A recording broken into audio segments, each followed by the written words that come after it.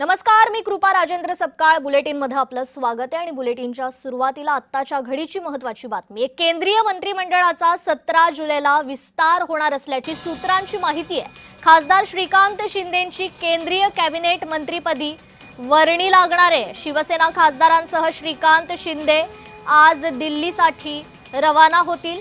उपमुख्यमंत्री एकनाथ शिंदे देखील आज दिल्ली दौऱ्यावर आहेत। एकनाथ शिंदे यांच्या नेतृत्वात शिवसेनेच्या सर्व खासदार अमित शहांची भेट घेणार आहेत, तर शिवसेनेला केंद्रात आणखी एक कॅबिनेट राज्यमंत्रीपद मिळणार असल्याची माहिती समोर येते।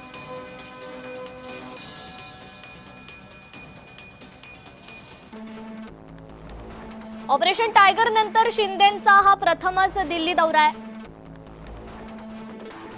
केंद्रीय मंत्रिमंडळ विस्ताराच्या चर्चा असताना या दौऱ्याला महत्त्व प्राप्त झालंय।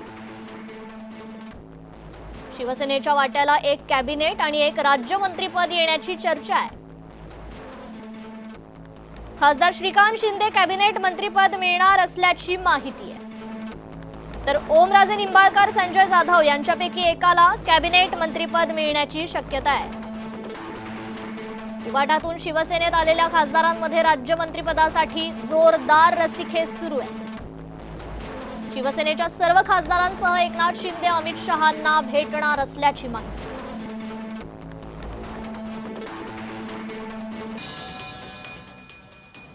अधिक अपडेट घेऊयात आपले प्रतिनिधी शुभम उमाळे यांच्याकडून। शुभम, खरं तर एकूणच शिवसेनेत आता राजकीय घडामोडींना वेग येऊ लागलाय, काय अधिकची अपडेट?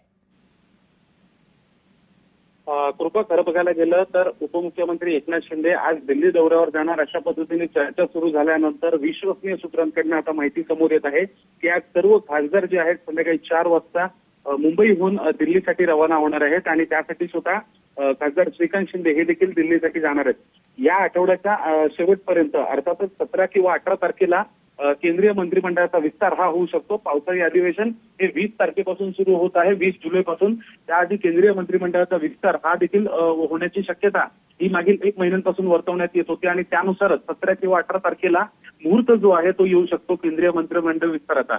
अशामध्येच पाहायला गेलं तर शिवसेनेच्या निश्चितच शुभम, तुमचा मुद्दा आम्हाला लक्षात येतोय। तुर्तास धन्यवाद आपण दिलेल्या या अपडेट संदर्भात।